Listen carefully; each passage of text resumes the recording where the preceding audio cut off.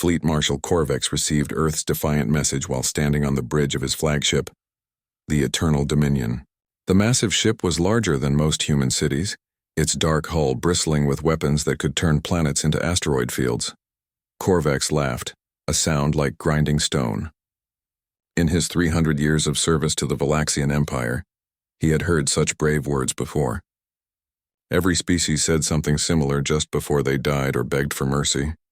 Humans do not kneel, he repeated mockingly to his bridge crew. How refreshing. It has been too long since we faced a species with spirit.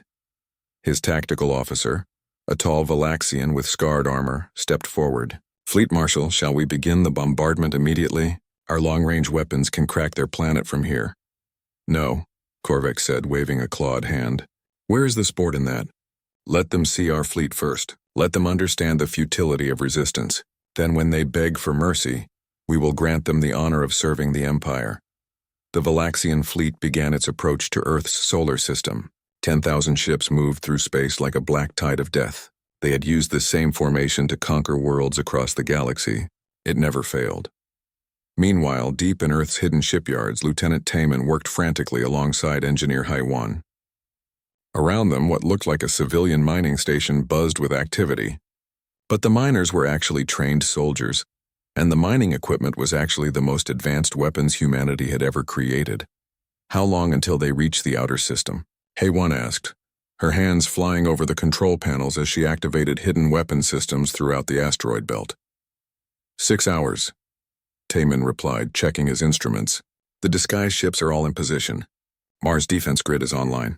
The Jupiter platforms are ready. Haiwan paused in her work. Do you really think this will work? Before Taman could answer, Dr. Yunji's voice came over the communication system.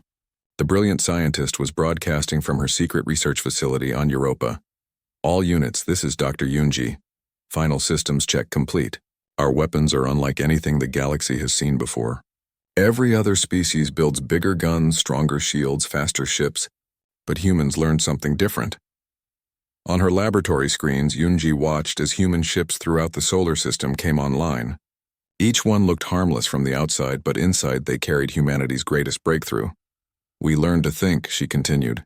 Our neural patterns, evolved from millions of years on a chaotic world, allow us to interface with artificial intelligence in ways no other species can. Human intuition combined with AI processing power creates something entirely new. Commander Hyunwoo, still aboard the Defiance, listened to Dr. Yunji's explanation with growing excitement. For months he had wondered how humanity could possibly stand against the Valaxian Empire. Now he was beginning to understand.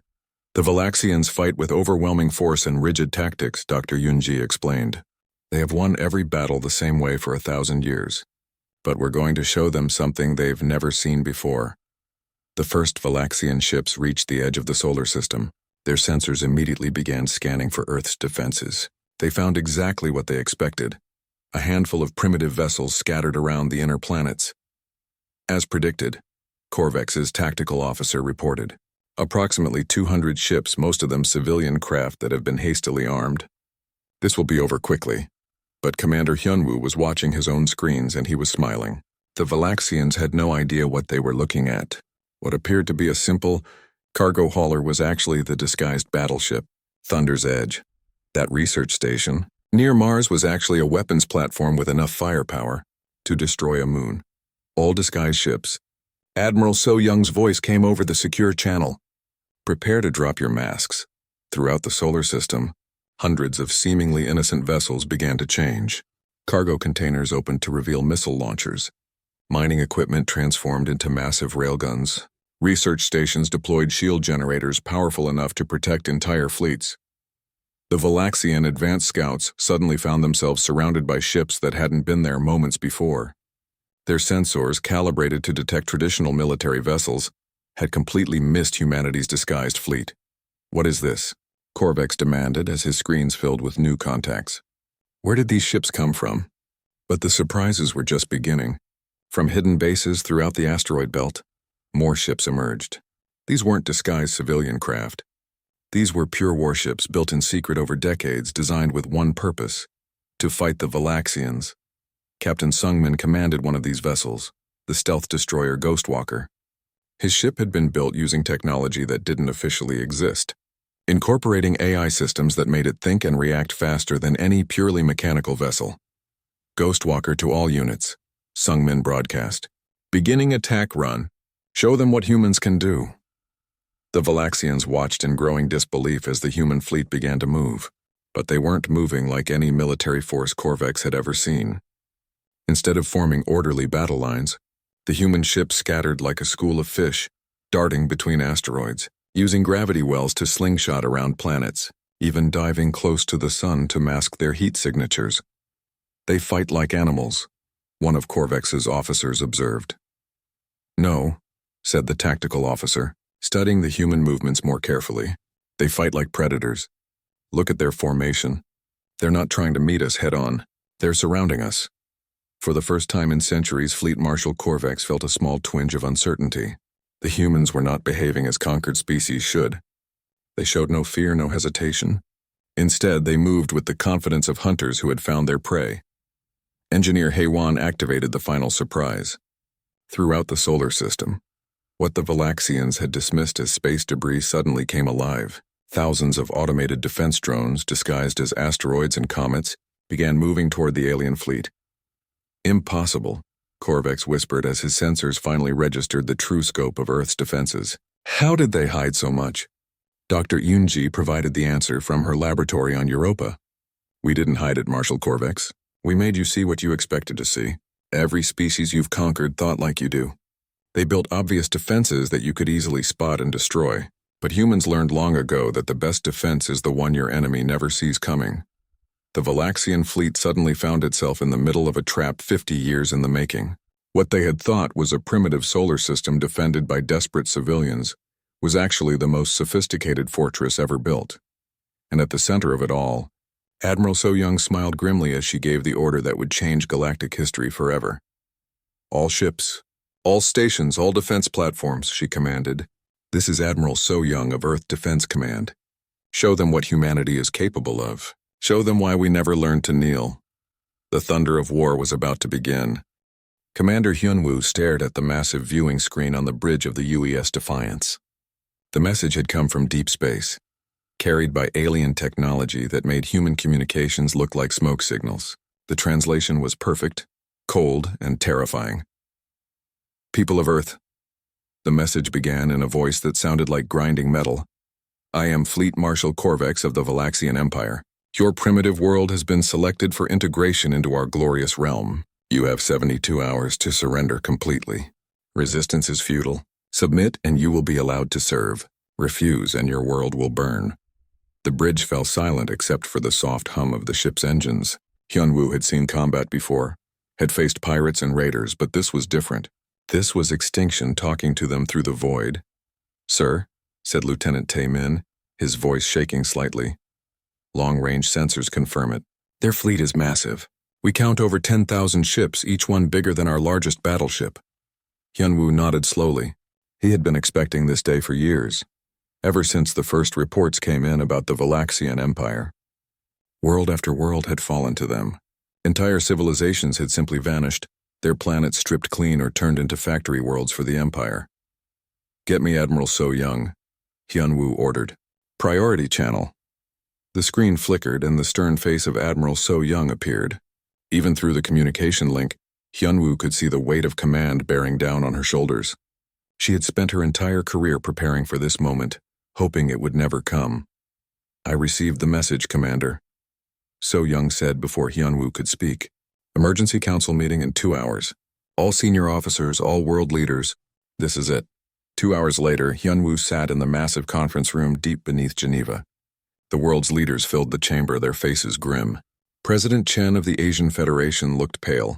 Prime Minister Williams of Europa kept rubbing her temples. Even the usually confident Director Martinez of the Americas seemed smaller somehow. The situation is clear, Admiral So-Young began, her voice echoing in the chamber. The Valaxian Empire has given us an ultimatum. Surrender in 72 hours or face complete annihilation. She activated a holographic display that showed the approaching alien fleet. The room gasped. The ships were enormous, dark and angular like flying pyramids. They moved through space in perfect formation. A wall of death heading toward Earth. Our intelligence suggests they have weapons capable of cracking planets, So Young continued. Their shields have never been penetrated by any known technology. They have conquered over 300 worlds without a single defeat. Then we surrender, said President Chen quietly. We have no choice. We cannot fight this. Murmurs of agreement rippled through the chamber. Hyun-woo felt his heart sink. Was this how humanity ended? Not with a fight, but with a whimper? But Admiral So Young held up her hand. There is another option, she said. For the past 50 years, since we first learned of the Valaxian threat, humanity has not been idle. Project Thunderstrike has been our most classified operation. The room fell silent again. Even Hyun-woo had never heard of Project Thunderstrike, and he had high-level clearance. So Young's fingers danced over the control panel. The display changed, showing what looked like ordinary civilian ships, mining platforms, and research stations scattered throughout the solar system. We knew this day would come, So Young said. We knew we could never match the Valaxian ship for ship. So we did something else. We prepared. The display zoomed in on one of the civilian ships. Suddenly, panels opened along its hull, revealing massive weapons and armor plating. Every mining ship is a disguised battleship. Every research station is a weapons platform. Every civilian transport carries enough firepower to level a city. We have been building in secret for decades. Captain Jin-ho stepped forward. He had just returned from a deep space reconnaissance mission, his ship battered but intact. Admiral, Jin-ho said, I've seen their fleet up close. They're confident, maybe too confident. They move in standard formations, use predictable tactics. They've never faced real resistance, because every species they've encountered has surrendered immediately, So Young replied. But humans are different. We don't surrender. We adapt. She changed the display again, showing hidden shipyards in the asteroid belt, weapon factories on the far side of the moon, and massive defense platforms disguised as scientific installations. The Valaxians expect to find a few hundred primitive ships defending Earth, So Young continued. They have no idea that we've turned our entire solar system into a fortress. President Chen leaned forward. But can we win? So Young met his gaze steadily. I don't know. But I know we can make them pay a price they never expected, and sometimes that's enough to make bullies think twice. The debate that followed was fierce. Some wanted to surrender immediately, to save what lives they could. Others argued for negotiation, trying to buy time or find a peaceful solution. But slowly, as So Young revealed more of humanity's hidden preparations, the mood began to change. They expect us to kneel, said Director Martinez finally. Every species they've encountered has knelt. Then let's show them something they've never seen before, Hyun-woo said, standing up. Let's show them what humans do when someone threatens our home. The vote was close, but it was unanimous in the end. Humanity would fight. Admiral So Young stood before the communication array that would broadcast Earth's response across the galaxy. She thought about her children, about all the children who would never have a chance to grow up if they failed. She thought about the billions of people depending on her decision. But mostly she thought about what it meant to be human, to face impossible odds and fight anyway, to protect what mattered no matter the cost. This is Admiral So Young of Earth Defense Command, she said into the transmitter. We have received your ultimatum, Fleet Marshal Korvax. Here's our response, she paused, thinking of all the generations who had fought for freedom, who had refused to bow to tyrants, who had chosen death over slavery. Humanity does not kneel. The message raced across space toward the Valaxian fleet. In 72 hours, two civilizations would meet in battle. One had conquered the galaxy. The other had just decided to fight for it. The war for humanity's survival had begun. The first shots of the war lit up the darkness between Mars and Jupiter like a new star being born. Fleet Marshal Korvax watched from his flagship as the battle began, still confident despite the surprises the humans had already shown him. Begin standard bombardment, he ordered. Overwhelming firepower, concentrated assault. These humans will break like all the others. The Valaxian fleet moved into their traditional attack formation. It was a formation that had conquered 300 worlds, a wall of destruction that had never failed. 10,000 ships arranged in perfect order, their weapons charging with deadly light. But Captain Sung-min aboard the Ghostwalker had studied every recorded battle the Valaxians had ever fought. He knew their tactics better than they knew them themselves. All human ships, he broadcast, scatter pattern alpha. Let them fire at empty space. The human fleet exploded outward like seeds from a burst pod. Where moments before there had been organized battle lines, now there was chaos. Ships darted behind asteroids, dove toward planets, and used the solar wind to boost their speed beyond anything the Valaxians had ever seen. The massive Valaxian bombardment struck nothing but vacuum and space rocks. "What are they doing?" Korvax demanded. "Stand and fight!" But the humans had no intention of standing still. Pilot Yujin, flying her fighter-craft Shooting Star, led her squadron in an attack run that would have been impossible for any other species to attempt. "Follow my lead," she told her pilots as she dove her small ship directly toward the largest Valaxian battleship. "Hit the shield generators, then get out. Don't try to be heroes." Yujin's fighter was tiny compared to the alien warship, no bigger than an insect attacking an elephant. But she had advantages the Valaxians could never understand. Her ship was linked to an AI that could calculate flight paths and weapon solutions faster than any biological brain. More importantly, she had the kind of reckless courage that came from knowing she was fighting for her home. Her weapons opened fire, and for the first time in Valaxian history, their shields flickered and failed. "Impossible," Korvax's tactical officer reported. "Their weapons are adapting. Each shot is different from the last." Dr. Unji had been working on this breakthrough for 20 years. While other species tried to build bigger guns, she had focused on smarter ones. Human weapons learned from each shot, adjusting their frequency and power to match whatever they were fighting. "Every weapon system is connected to our AI network," she explained to Commander Hyunwoo as the Defiance joined the battle. "The AIs share information instantly. When one ship learns how to penetrate Valaxian shields, every ship in the fleet knows it within seconds." The tide of battle began to shift. Valaxian ships, proud and powerful, started taking damage they had never experienced before. Their shields, supposedly impenetrable, cracked and shattered under weapons that changed with each shot. But the real shock came when Commander Jae-sung activated the Mars defense grid. What the Valaxians had thought were mining operations and research stations around the red planet suddenly revealed their true purpose. Massive magnetic accelerators hidden in plain sight began hurling chunks of metal at speeds that turned them into relativistic weapons. "Impossible velocities detected," reported a Valaxian sensor operator. "Those projectiles are moving at 30% light speed." Korvax felt the first touch of real fear. How are they accelerating matter to such speeds? Our own weapons cannot achieve such velocity. The answer lay in humanity's unique approach to warfare. While the Valaxians had focused on building bigger ships and more powerful energy weapons, humans had spent decades perfecting the art of turning everyday objects into instruments of destruction. Captain Daeho commanded one of the disguised factory ships near the asteroid belt. His vessel looked like an ordinary mining platform, but it was actually a mobile weapons factory that could produce combat drones by the thousand. "Launch Swarm 7, he ordered, watching as clouds of small, fast-moving robots poured from his ship's manufacturing bays. "Target their engine blocks." The Valaxian fleet suddenly found itself under attack by millions of tiny enemies. Each drone was barely larger than a human fist, too small for the aliens' massive weapons to target effectively. But working together, they could strip the armor from a battleship or clog the intake ports of an engine until it overheated and exploded. "This is not war," one of Korvax's officers complained. "This is madness. They fight without honor, without proper formations." "No," Korvax said slowly, beginning to understand what he was facing. "They fight to win. They don't care about honor or tradition. They only care about survival." The realization terrified him. The Valaxian Empire had grown strong by conquering species that fought like themselves, with honor, with tradition, with predictable tactics. But humans didn't fight like civilized beings. They fought like the predators they had evolved to be. Commander Hyunwoo proved this point when he led the Defiance in a maneuver that would have horrified any military academy in the galaxy.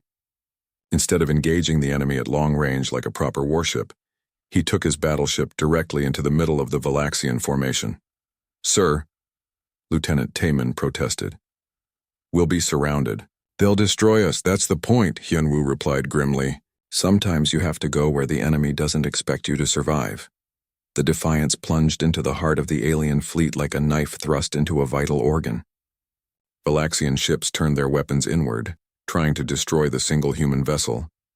But in doing so, they ended up firing at each other. The precise formation that had been their strength became their weakness. Engineer Heywan watched the battle from her control center deep in the asteroid belt. Her screen showed hundreds of engagements happening simultaneously across the solar system. Everywhere she looked, human ships were doing the impossible. "Look at this," she called to her assistant, pointing at one screen that showed a human destroyer ramming directly into a Valaxian cruiser. "They're not just fighting to win. They're fighting like they're not afraid to die." That was the key difference, she realized. The Valaxians fought to conquer. They expected to survive, to enjoy the fruits of their victory. But humans fought like cornered animals with nothing to lose and everything to protect.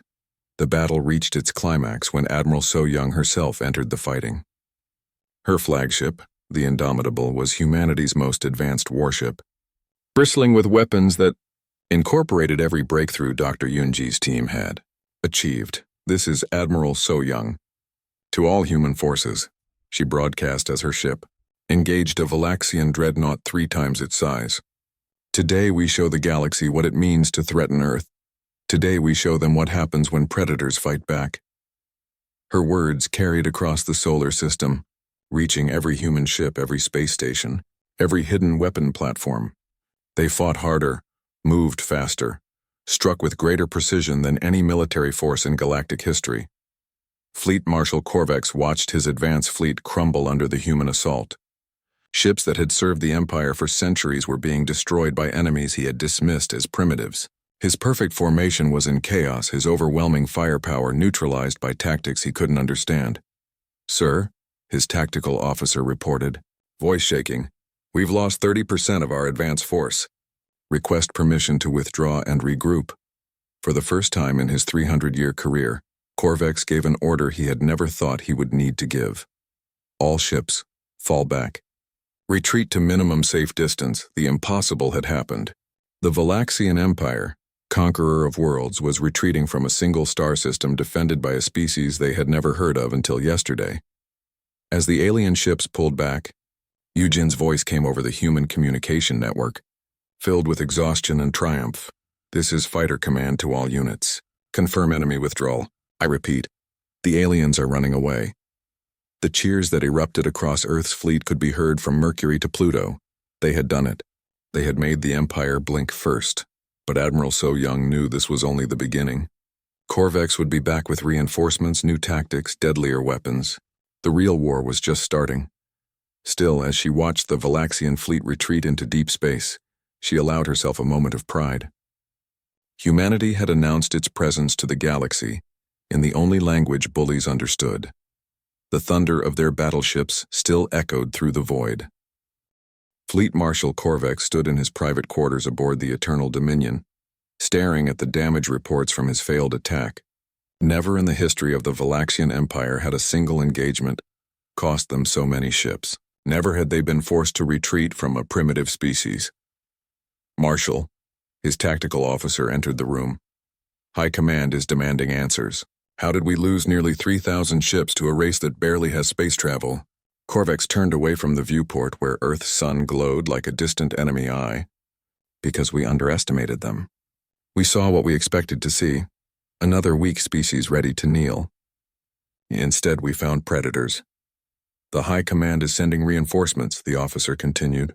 50,000 additional ships, including the Worldbreaker-class vessels. "They want this embarrassment ended quickly." Korvex nodded grimly. The Worldbreakers were the Empire's ultimate weapons, ships designed specifically to crack planets and destroy entire civilizations.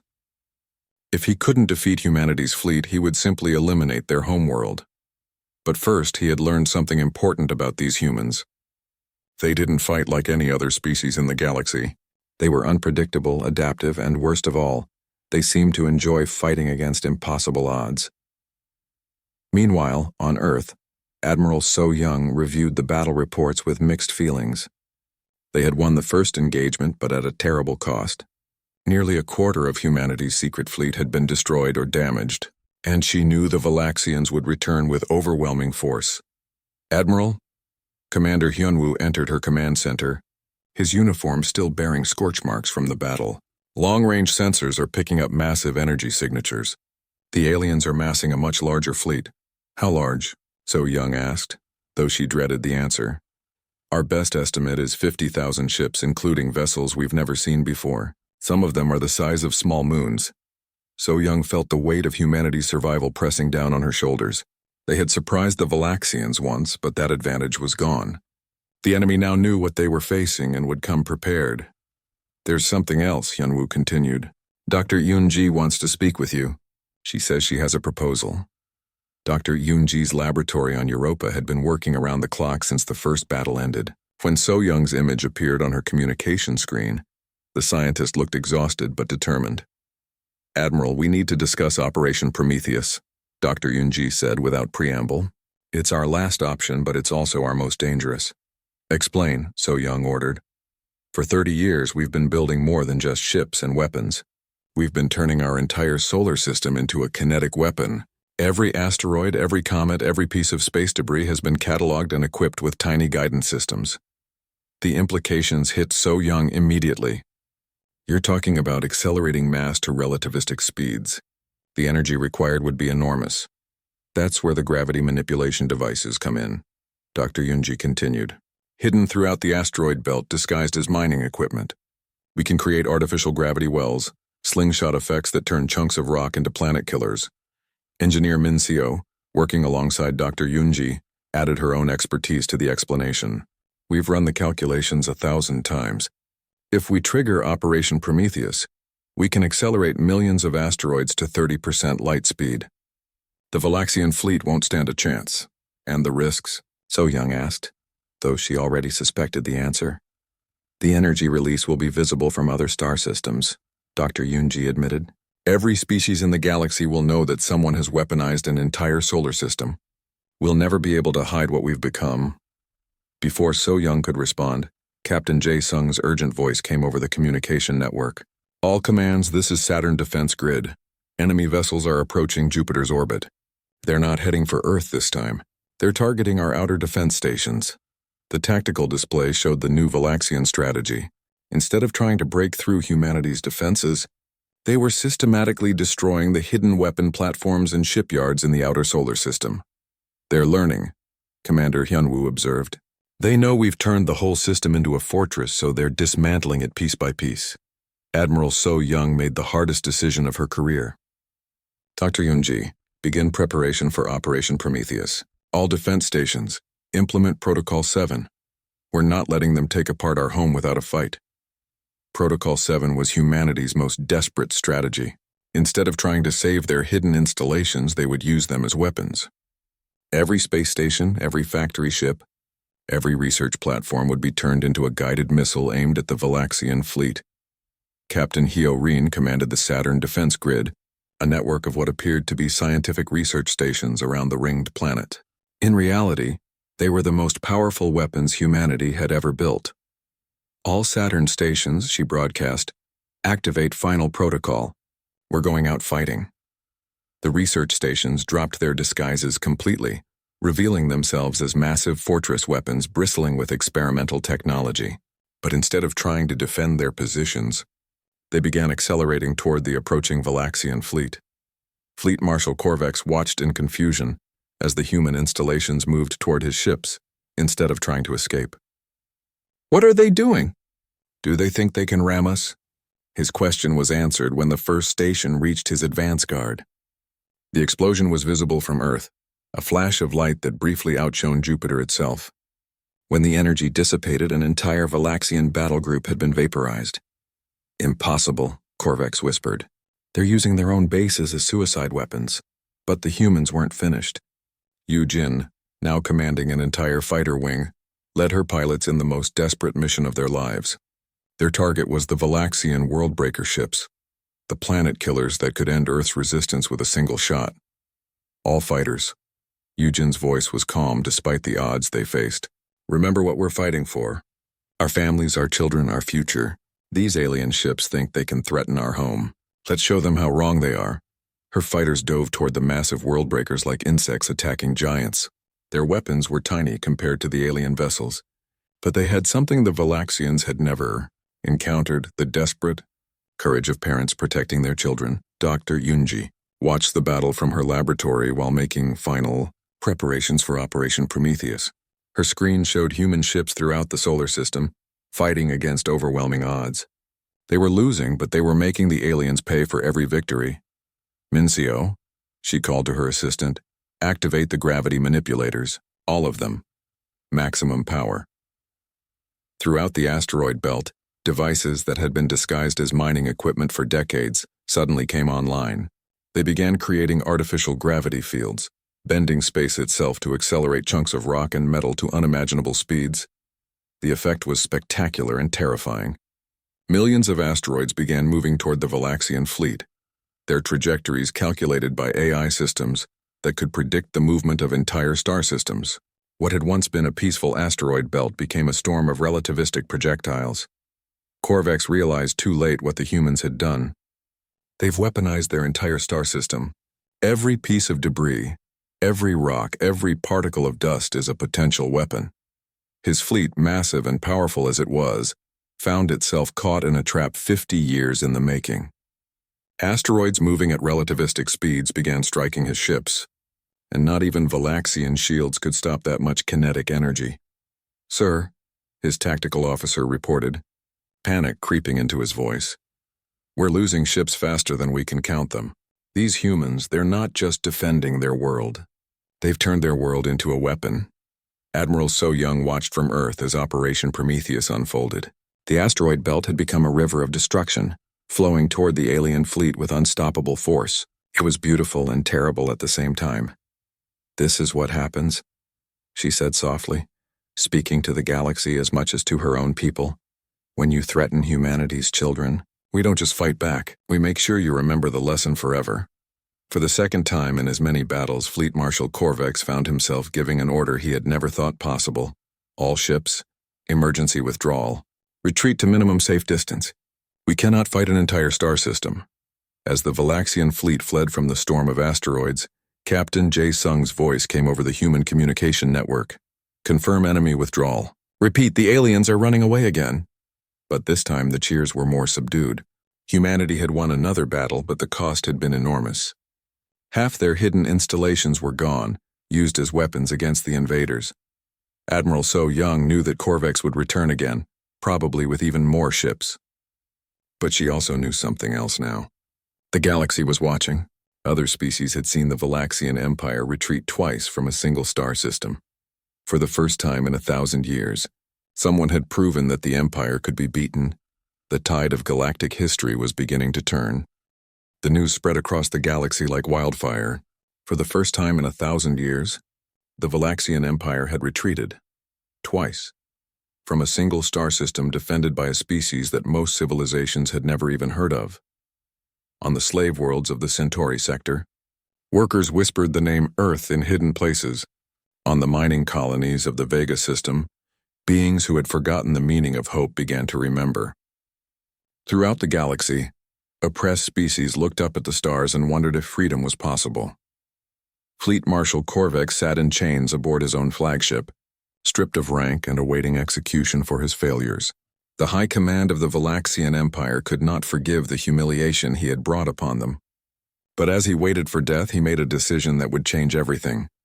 "I want to speak with the human admiral," he told his guards. "I have information they need."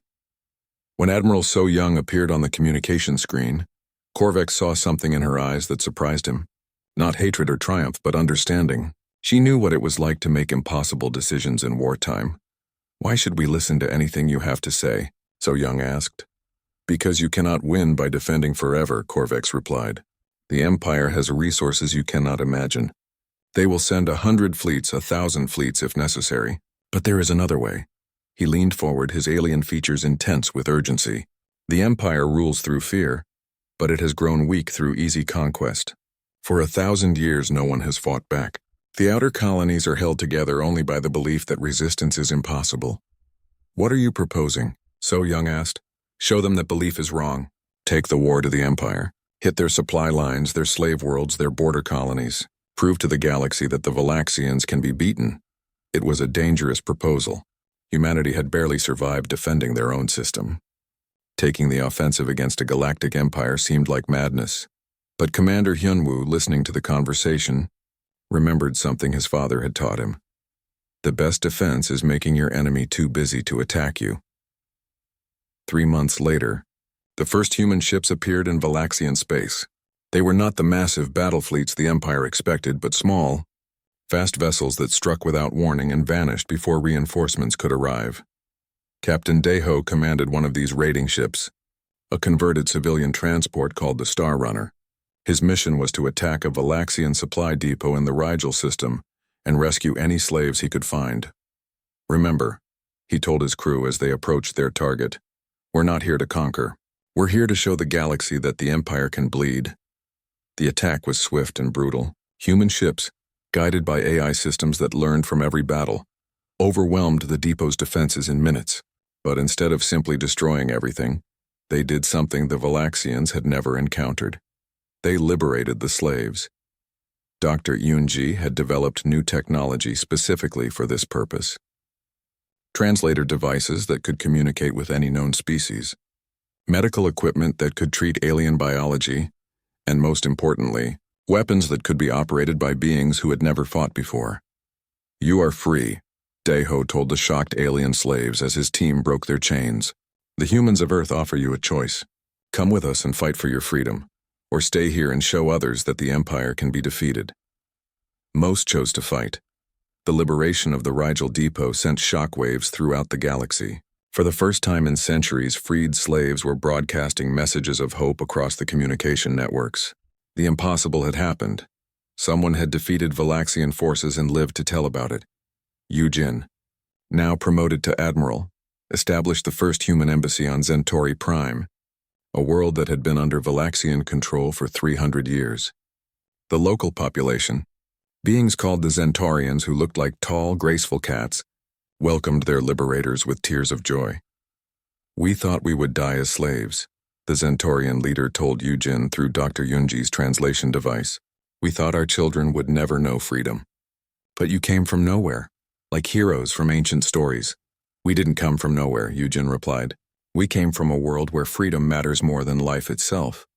And now we're going to make sure every world in the galaxy has that same choice." The human liberation fleet grew with every world they freed. Species that had been enslaved for generations brought their own ships, their own weapons, their own desperate courage to the fight against the Empire. Engineer Minseo worked with alien scientists to adapt human technology for different species.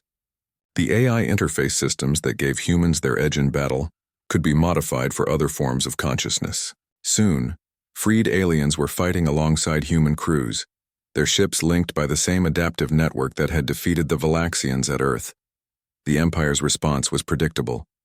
They sent massive fleets to crush the rebellion, using the same overwhelming force tactics that had worked for 1,000 years.